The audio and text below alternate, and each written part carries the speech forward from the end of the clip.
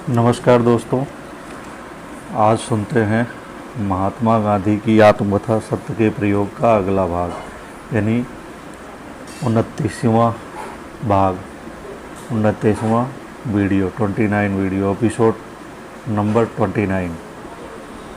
इसका शीर्षक है पहाड़ जैसी भूल। अहमदाबाद की सभा के बाद में तुरंत ही नाडियाद गया। पहाड़ जैसी भूल नामक जो शब्द प्रयोग प्रसिद्ध हुआ है, उसका उपयोग मैंने पहली बार नाडियाद में किया। अहमदाबाद में ही मुझे अपनी भूल मालूम पड़ने लगी थी, पर नाडियाद में वहाँ की स्थिति का विचार करके और यह सुनकर कि खेड़ा जिले से बहुत से लोग पकड़े गए हैं, जिस सभा में मैं घटित घटनाओं पर भाषण कर रहा था, उसमें मुझे अचानक यह ख्याल आया कि खेड़ा जिले के और ऐसे दूसरे लोगों को कानून सविनय भंग करने के लिए निमंत्रित करने में मैंने जल्दबाजी की और भूल की, और वह भूल मुझे पहाड़ जैसी मालूम हुई।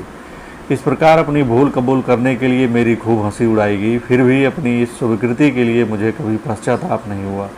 मैंने हमेशा यह माना है कि जब हम दूसरों के गज जैसे दोषों को रजवत मानकर देखते हैं और अपने रजवत प्रतीत होने वाले दोषों को पहाड़ जैसा देखना सीखते हैं, तभी हमें अपने और पराये दोषों का ठीक ठीक अंदाज हो पाता है। मैंने यह भी माना है कि सत्याग्रही बनने की इच्छा रखने वाले को तो इस साधारण नियम का पालन बहुत अधिक सूक्ष्मता के साथ करना चाहिए। अब हम यह देखें कि पहाड़ जैसी प्रतीत होने वाली यह भूल थी क्या। कानून का सविनय भंग उन्हीं लोगों द्वारा किया जा सकता है जिन्होंने विनयपूर्वक और स्वेच्छा से कानून का सम्मान किया हो।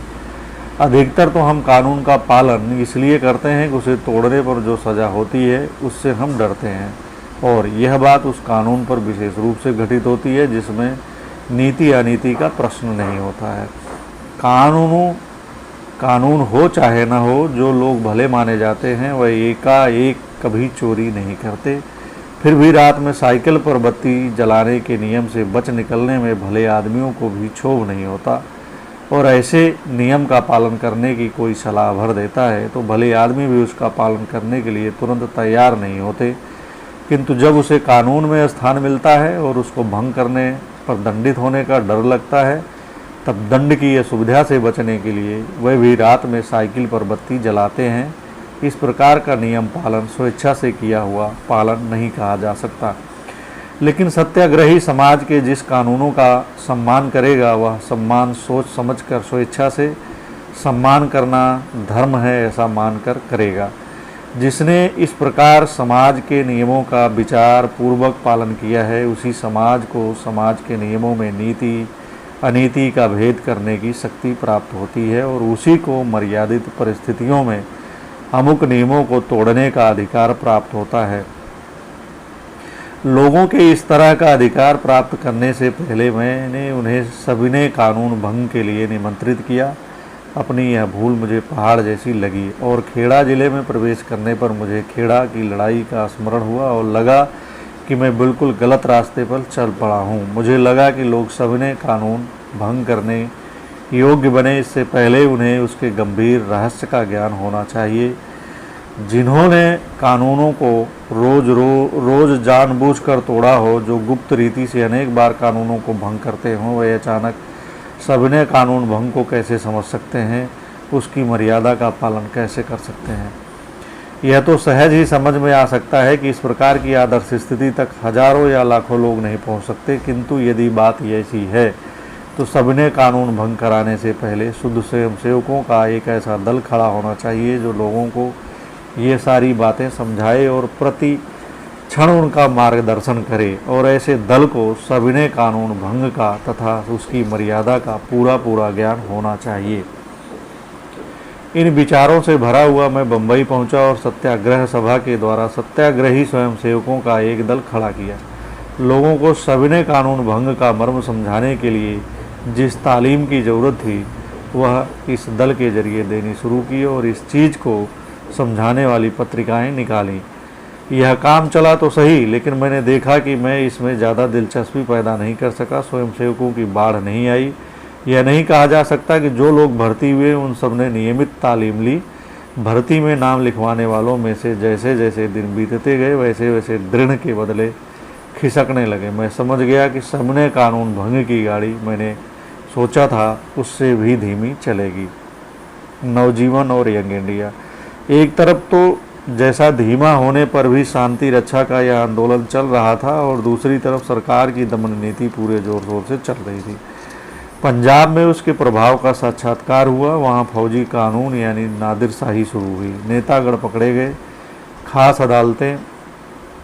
अदालतें नहीं थी बल्कि केवल गवर्नर का हुक्म बजाने का साधन बनी हुई थी। उन्होंने बिना सबूत और बिना शहादत के लोगों को सजाएं दी। फौजी सिपाहियों के निर्दोष लोगों को कीड़ों की तरह पेट के बल चलाया। इसके सामने जलियांवाला बाग का घोर हत्याकांड तो मेरी दृष्टि में किसी गिनती में नहीं था। यद्यपि आम लोगों का और दुनिया का ध्यान इस हत्याकांड ने ही खींचा था। मुझ पर दबाव पड़ने लगा कि मैं जैसे भी बने पंजाब पहुंचूं। मैंने वायसराय को पत्र लिखे, तार किए, परंतु जाने की इजाज़त न मिली। बिना इजाज़त के जाने पर अंदर तो जा नहीं सकता था, केवल सविनय कानून भंग करने का संतोष मिल सकता था। मेरे सामने यह विकट प्रश्न खड़ा था कि इस धर्म संकट में मुझे क्या करना चाहिए। मुझे लगा कि निषेधाज्ञा का अनादर करके प्रवेश करूंगा तो वह विनयपूर्ण अनादर न माना जाएगा। शांति की जो प्रतीति मैं चाहता था वह मुझे अब तक हुई नहीं थी। पंजाब की नादिरशाही ने लोगों की अशांति को अधिक भड़का दिया था। मुझे लगा कि ऐसे समय मेरे द्वारा की गई कानून की अवज्ञा जलती आग में घी घोलने का काम करेगी। अतएव पंजाब में प्रवेश करने की सलाह को मैंने तुरंत माना नहीं। मेरे लिए यह निर्णायक एक कड़वा घूट था। पंजाब से रोज अन्याय के समाचार आते थे और मुझे रोज सुनना तथा दांत पीस कर रह जाना पड़ता था। इतने में मिस्टर हर्निमैन को, जिन्होंने कार्निकल की एक प्रचंड शक्ति बना दिया था, सरकार चुरा ले गई और जनता को इसका पता तक न चलने दिया। इस चोरी में जो गंदगी थी उसकी बदबू मुझे अभी तक आया करती है। मैं जानता हूं कि मिस्टर हर्निमैन अराजकता नहीं चाहते थे। मैंने सत्याग्रह समिति की सलाह के बिना पंजाब सरकार का हुक्म तोड़ा। यह उन्हें अच्छा नहीं लगा था। सबने कानून भंग को मुलतवी करने में वह पूरी तरह सहमत थे। उसे मुलतवी रखने का अपना निर्णय मैंने प्रकट किया। इसके पहले ही मुलतवी रखने की सलाह देने वाला उनका पत्र मेरे नाम रवाना हो चुका था और वह मेरा निर्णय प्रकट होने के बाद मुझे मिला। इसका कारण अहमदाबाद और मुंबई के बीच का फासला था। तो उनके देश निकालने से मुझे जितना आश्चर्य हुआ उतना ही दुख भी हुआ। इस घटना के कारण क्रॉनिकल के व्यवस्थापकों ने उसे चलाने का बोझ मुझ पर डाला। मिस्टर ब्रेलवी तो थे ही, इसलिए मुझे अधिक कुछ करना नहीं पड़ता था। फिर भी मेरे स्वभाव के अनुसार मेरे लिए वह जिम्मेदारी बहुत बड़ी हो गई थी, किंतु मुझे यह जिम्मेदारी अधिक दिन तक न उठानी पड़ी। सरकार की मेहरबानी से क्रॉनिकल बंद हो गया। जो लोग क्रॉनिकल की व्यवस्था के कर्ता धर्ता थे वही लोग यंग इंडिया की व्यवस्था पर भी निगरानी रखते थे। वह भी उमर सोबानी और शंकर लाल बैंकर। इन दोनों भाइयों ने मुझे सुझाया कि मैं यंग इंडिया की जिम्मेदारी अपने सिर लूँ और क्रॉनिकल के अभाव की थोड़ी पूर्ति करने के विचार से यंग इंडिया को हफ्ते में एक बार के बदले 2 बार निकालना उन्हें और मुझे ठीक लगा। मुझे लोगों को सत्याग्रह का रहस्य समझाने का उत्साह था। पंजाब के बारे में मैं और कुछ नहीं तो कम से कम उचित आलोचना तो कर ही सकता था और उसके पीछे सत्याग्रह रूपी शक्ति है, इसका पता सरकार को था ही। अतएव इन मित्रों की सलाह मैंने स्वीकार कर ली। किंतु अंग्रेज़ों के द्वारा जनता को सत्याग्रह की शिक्षा कैसे दी जा सकती थी? गुजरात मेरे कार्य का मुख्य क्षेत्र था। इस समय भाई इंदुलाल याज्ञिक, उमर सोबानी और शंकर लाल बैंकर की मंडली में थे। वह नवजीवन नामक गुजराती मासिक चला रहे थे। उसका खर्च भी उक्त मित्र पूरा करते थे। भाई इंदुलाल ने और उन मित्रों ने यह पत्र मुझे सौंप दिया और भाई इंदुलाल ने इसमें काम करना भी स्वीकार किया। इन मासिक को साप्ताहिक बनाया गया। इस बीच क्रॉनिकल फिर जी उठा, इसलिए यंग इंडिया पुनः साप्ताहिक हो गया और मेरी सलाह के कारण उसे अहमदाबाद ले जाया गया। 2 पत्रों के अलग अलग स्थानों से निकलने में खर्च अधिक होता था और मुझे अधिक कठिनाई होती थी। नवजीवन तो अहमदाबाद से ही निकलता था। ऐसे पत्रों के लिए स्वतंत्र छापाखाना होना चाहिए। इसका अनुभव मुझे इंडियन ओपिनियन के संबंध में हो ही चुका था। इन पत्रों के द्वारा मैंने जनता को यथाशक्ति सत्याग्रह की शिक्षा देना शुरू किया। पहले दोनों पत्रों की थोड़ी ही प्रतियां खपती थीं, लेकिन बढ़ते बढ़ते ही 40,000 के आसपास पहुंच गई। नवजीवन के ग्राहक एकदम बढ़े, जबकि यंग इंडिया के धीरे धीरे बढ़े। मेरे जेल जाने के बाद उसमें कमी हुई और आज दोनों ही कि ग्राहक संख्या 8,000 के नीचे चली गई है। इन पत्रों में विज्ञापन न लेने का मेरा आग्रह शुरू से ही था। मैं मानता हूं कि इससे कोई हानि नहीं हुई और इस प्रथा के कारण पत्रों के विचार स्वातंत्र्य की रक्षा करने में बहुत मदद मिली। पंजाब में जो कुछ हुआ उसके लिए अगर सर माइकल ओडवायर ने मुझे गुनाहगार ठहराया था तो वहाँ के कोई नए युवक फौजी कानून के लिए भी मुझे गुनाहगार ठहराने में हिचकिचाते ना थे। क्रोधवेश में भरे इन इनोकों की दलील यह थी कि यदि मैंने सविनय कानून भंग को मुलतवी ना किया होता तो जलियांवाला बाग का कत्लेआम कभी ना होता और न फौजी कानून ही जारी होता। किसी ने तो यह धमकी भी दी कि मेरे पंजाब जाने पर लोग मुझे जान से मारे बिना न रहेंगे, किंतु मुझे तो अपना कदम उपयुक्त मालूम होता था कि उसके कारण समझदार आदमियों में गलतफहमी होने की संभावना ही ना थी। मैं पंजाब जाने के लिए अधीर हो रहा था। मैंने पंजाब कभी देखा ना था। अपनी आंखों से जो कुछ देखने को मिले उसे देखने की मेरी तीव्र इच्छा थी और मुझे बुलाने वाले डॉक्टर सत्यपाल, डॉक्टर खिचलू तथा पंडित राम भजदत्त चौधरी को भी मैं देखना चाहता था। वह जेल में थे, पर मुझे पूरा विश्वास था सरकार उन्हें लंबे समय तक जेल में रख ही नहीं सकेगी। मैं जब बम्बई जाता था तब बहुत से पंजाबी मुझसे आकर मिला करते थे। मैं उन्हें प्रोत्साहन देता था जिसे पाकर वे प्रसन्न होते थे। इस समय मुझ में विपुल आत्मविश्वास था, लेकिन मेरा जाना टलता जाता था। वाइसराय लिखाते रहते थे कि अभी जरा देर है। इस बीच हंटर कमेटी आई। उसे फौजी कानून के दिनों में पंजाब के अधिकारियों द्वारा किए गए कारनामों की जांच करनी थी। दीनबंधु इंड्रूज वहां पहुंच गए थे। उनके पत्रों में हृदय द्रावक वर्णन होते थे। उनके पत्रों की ध्वनि यह थी कि अखबारों में जो कुछ छपता था फौजी कानून का जुल्म मुझसे कहीं अधिक था। पत्रों में मुझ में पंजाब पहुंचने का आग्रह किया गया। दूसरी तरफ मालवीय जी के भी तार आ रहे थे कि मुझे पंजाब पहुंचना चाहिए। इस पर मैंने वायसराय को फिर तार किया। उत्तर मिला, आप फला तारीख को जा सकते हैं।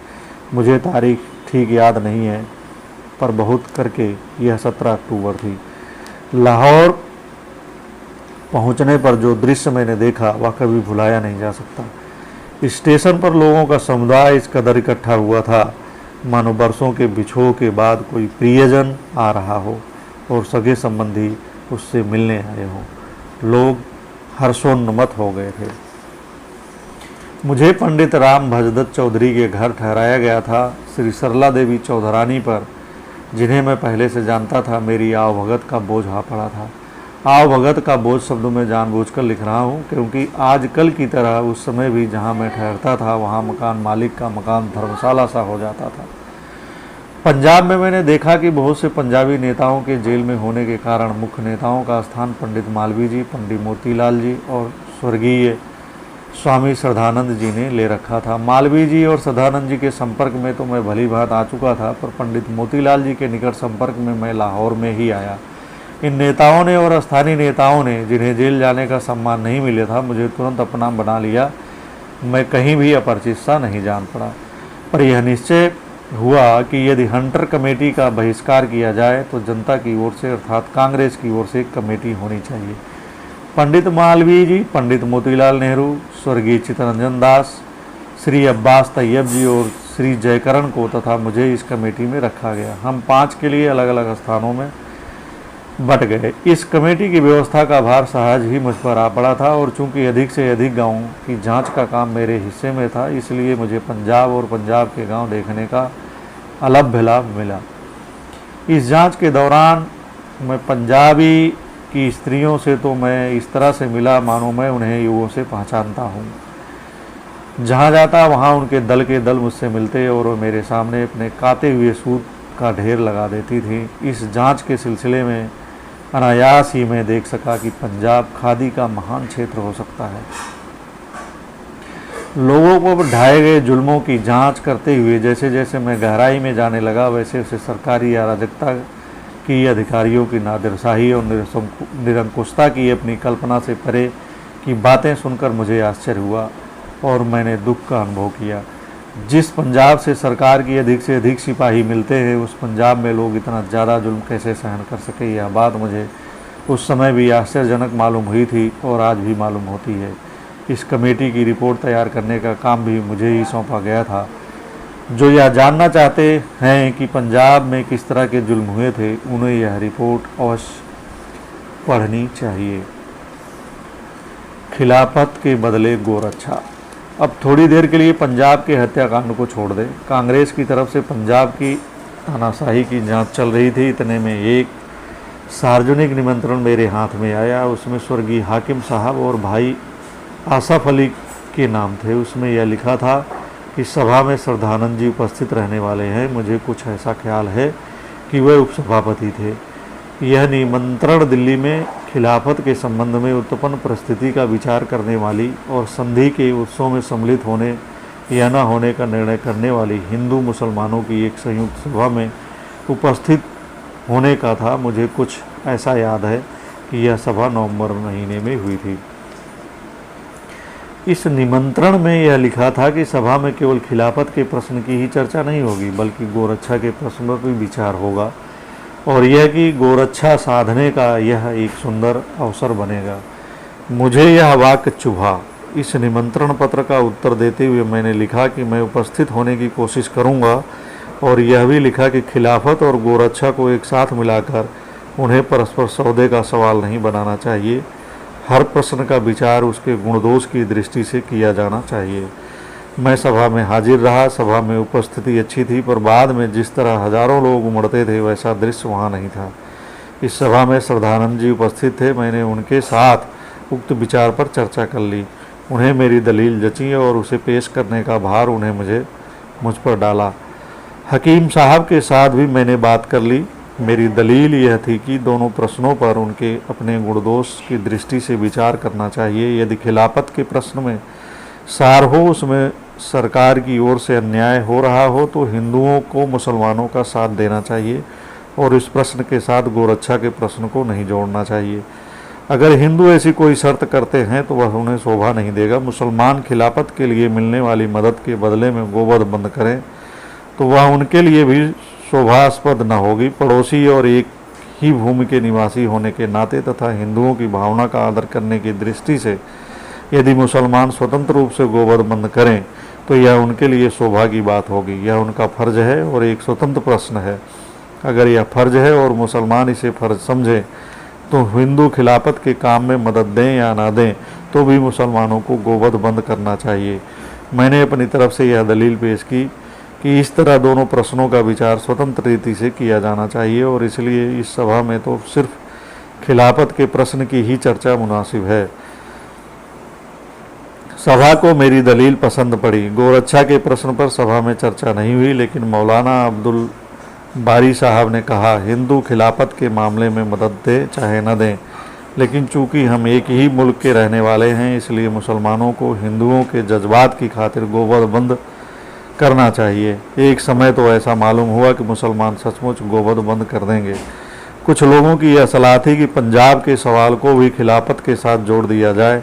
मैंने इस विषय में अपना विरोध प्रकट किया। मेरी दलील यह थी कि पंजाब का प्रश्न स्थानीय है। पंजाब के दुख की वजह से हम हुकूमत से संबंध रखने वाले संधि विषयक उत्सव में अलग नहीं रह सकते।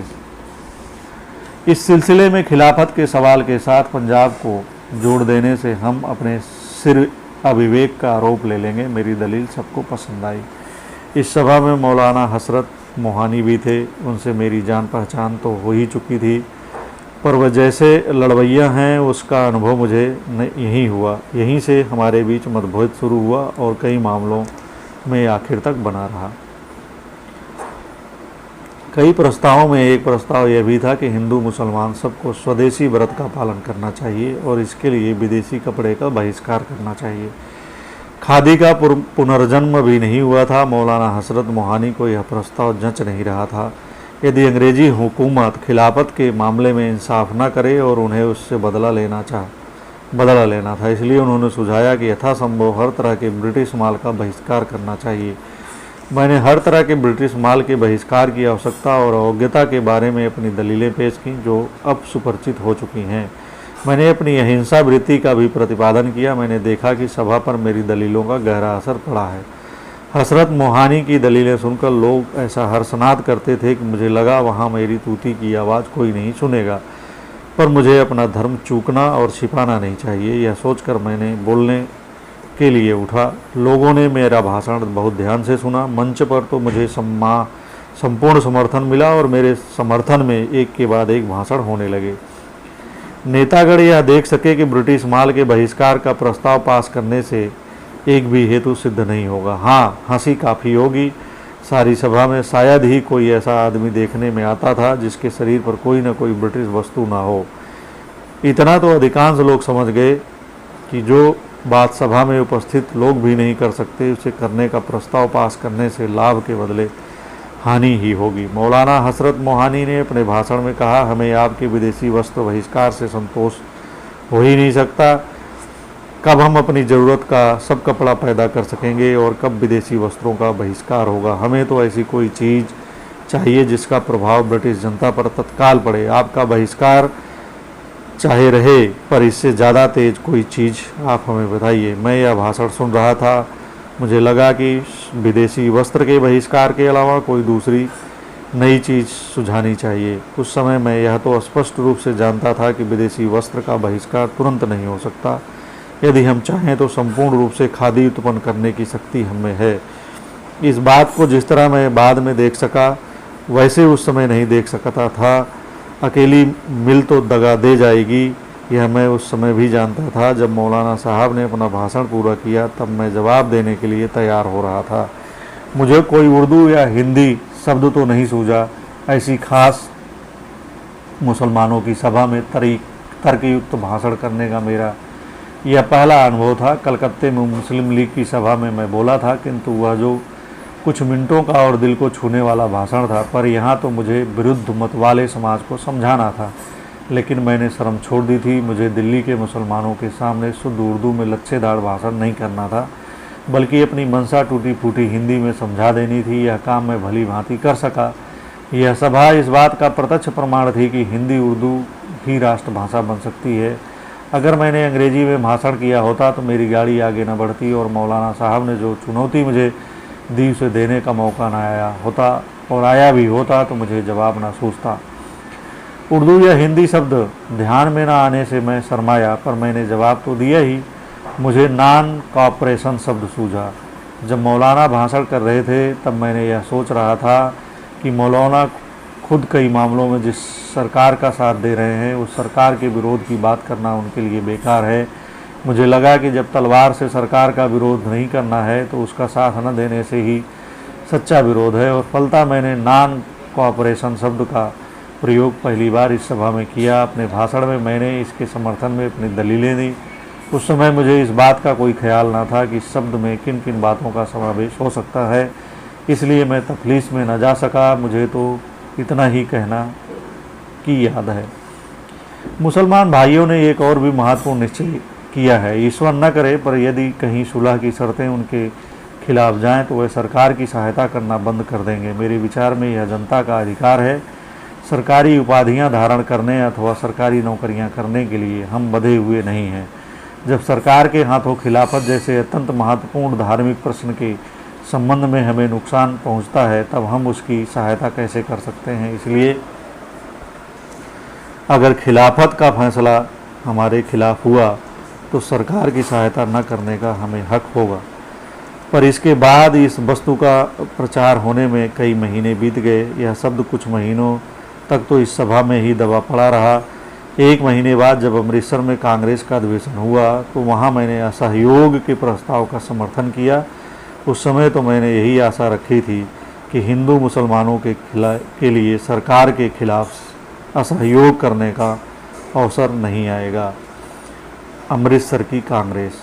फौजी कानून के चलते जिन सैकड़ों निर्दोष पंजाबियों के नाम की अदालतों के नाम के सबूत लेकर छोटी बड़ी मुद्दतों के लिए जेल में ठूस दिया था, पंजाब की सरकार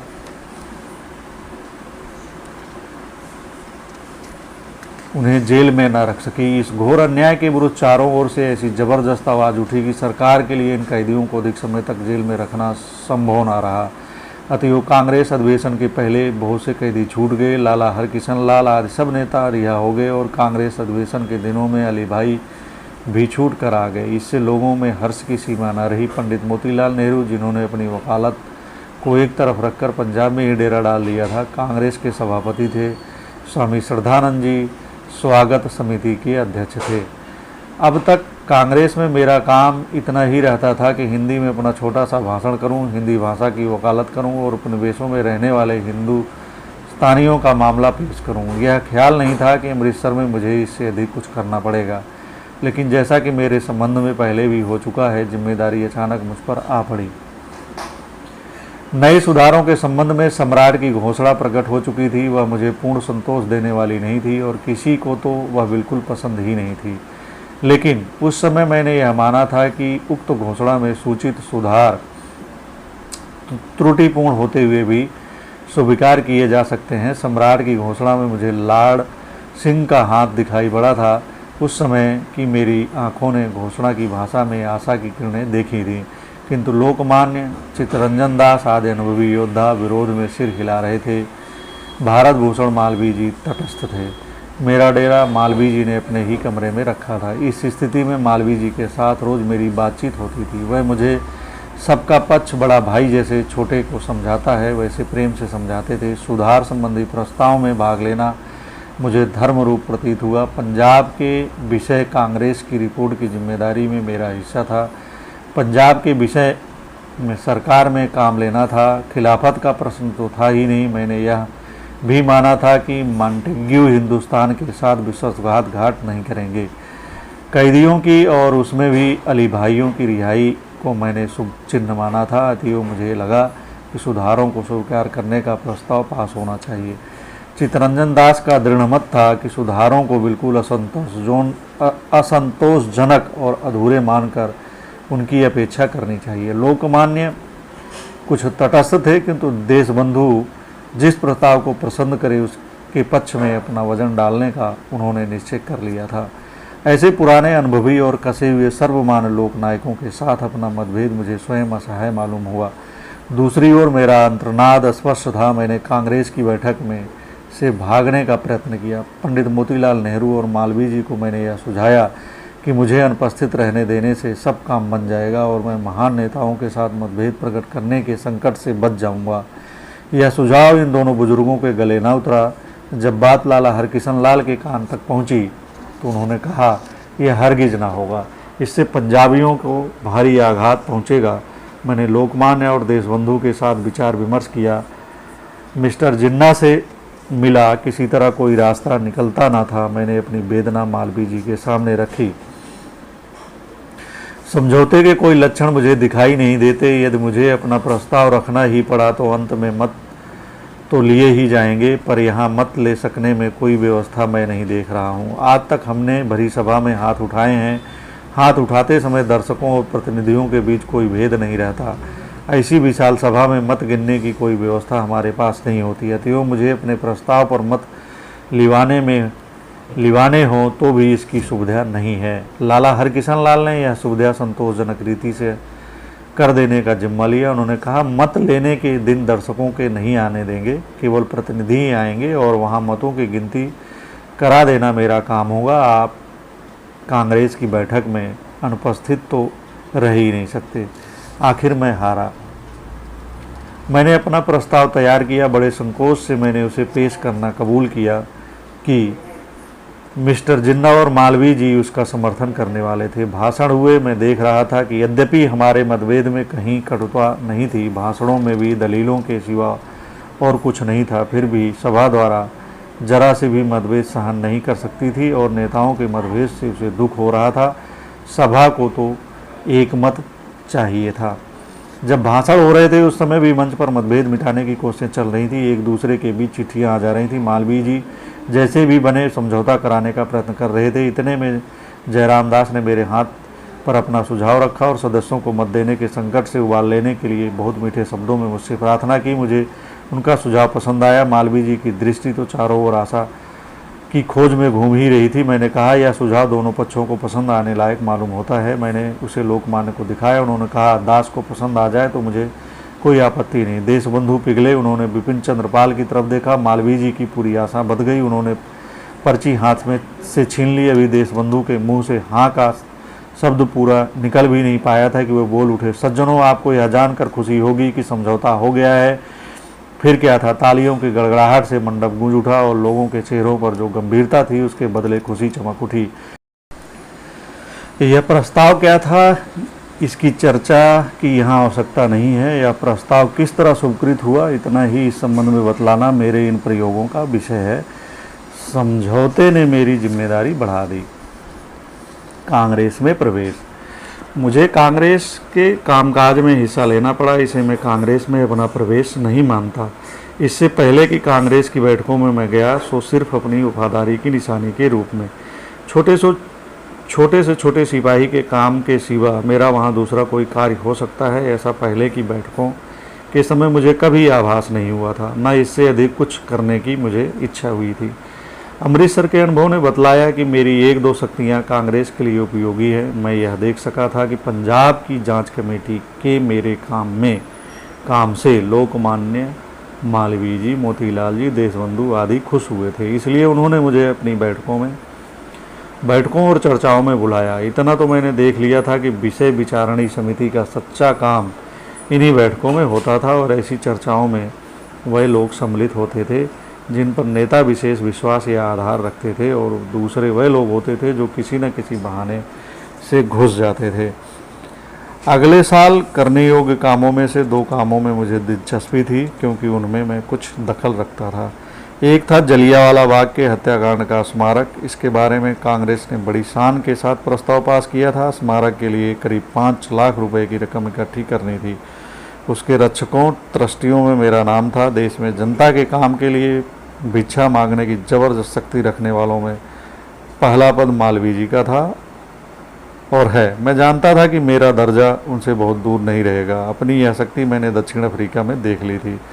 राजाओं महाराजाओं पर अपना जादू चलाकर उनसे लाखों रुपए प्राप्त करने की शक्ति मुझ में नहीं थी, आज भी नहीं है। इस विषय में मालवीय जी के साथ प्रतिस्पर्धा करने वाला मुझे कोई मिला ही नहीं। मैं जानता था कि जलियांवाला बाग के काम के लिए उन लोगों से पैसा नहीं मांगा जा सकता। अतः रक्षक का पद स्वीकार करते समय ही मैं यह समझ गया था कि इस स्मारक के लिए धन संग्रह करने का बोझ मुझ पर पड़ेगा, और यही हुआ भी। मुंबई के उदार नागरिकों ने इस स्मारक के लिए दिल खोलकर धन दिया और आज जनता के पास उसके लिए जितना चाहिए उतना पैसा है। किंतु हिंदुओं, मुसलमानों और सिखों के मिश्रित रक्त से पावन बनी हुई इस भूमि पर किस तरह का स्मारक बनाया जाए, अर्थात पड़े हुए पैसों का क्या उपयोग किया जाए, यह एक विकट सवाल हो गया। क्योंकि तीनों के बीच, अथवा कहिए कि दोनों के बीच, आज दोस्ती के बदले दुश्मनी का आभास हो रहा है। मेरी दूसरी शक्ति लेखक और मुंशी का काम करने की थी, जिसका उपयोग कांग्रेस कर सकती थी। नेतागण यह समझ चुके थे कि लंबे समय के अभ्यास के कारण कहाँ क्या और कितने कम शब्दों में वह अव्यय रहित भाषा में लिखना चाहिए, सो मैं जानता हूँ। उस समय कांग्रेस का जो विधान था वह गोखले की छोड़ी हुई पूंजी थी। उन्होंने कुछ नियम बना दिए थे, उसके सहारे कांग्रेस का काम चलता था। वह नियम कैसे बनाए गए, इसका मधुर इतिहास मैंने उन्हीं के मुंह से सुना था। पर अब सब कोई यह अनुभव कर रहे थे कि कांग्रेस का काम उतने ही नियमों से नहीं चल सकता। उसका विधान बनाने की चर्चाएं हर साल उठती थी, पर कांग्रेस के पास ऐसी कोई व्यवस्था ही नहीं थी जिससे पूरे वर्ष भर उसका काम चलता रहे। अतएव भविष्य की बात कोई सोचे।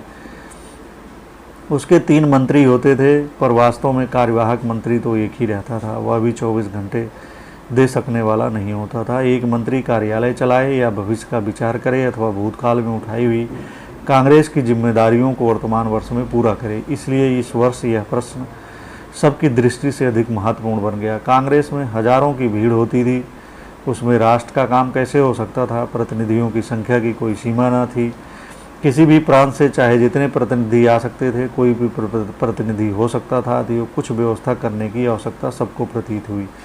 विधान तैयार करने का भार उठाने की जिम्मेदारी मैंने अपने सिर ली। मेरी एक शर्त थी, जनता पर 2 नेताओं का प्रभुत्व मैं देख रहा था। उसमें मैंने चाहा कि उनके प्रतिनिधि मेरे साथ रहें। मैं समझता था कि वह स्वयं शांति से बैठकर विधान बनाने का काम नहीं कर सकते, इसलिए लोकमान्य और देशबंधु से उनके विश्वास के 2 नाम मैंने मांगे। मैंने यह सुझाव रखा कि इनके सिवा विधान समिति में कोई और न होना चाहिए। यह सुझाव मान लिया गया। लोकमान्य ने श्री केलकर का और देशबंधु ने श्री IB सेन का नाम दिया। यह विधान समिति एक दिन भी कहीं मिलकर नहीं बैठी, फिर भी हमने अपना काम एकमत से पूरा किया। पत्र व्यवहार द्वारा अपना काम चला लिया। इस विधान के लिए मुझे थोड़ा अभिमान है। मैं मानता हूं कि इसका अनुसरण करके काम किया जाए तो हमारा बेड़ा पार हो सकता है।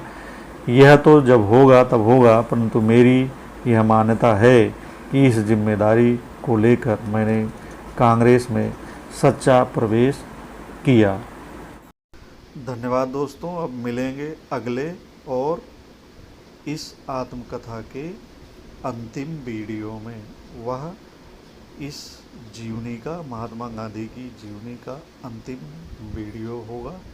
इस तरह पूरी जीवनी को 30 वीडियो में आप सबके समक्ष प्रस्तुत किया गया है। उम्मीद है कि यह सीरीज आपको पसंद आएगी, और यदि आपको अच्छा लगे तो चैनल को सब्सक्राइब करना, शेयर करना, मित्रों से इसकी चर्चा करना, इस पर अपनी राय देना नहीं भूलिएगा। धन्यवाद।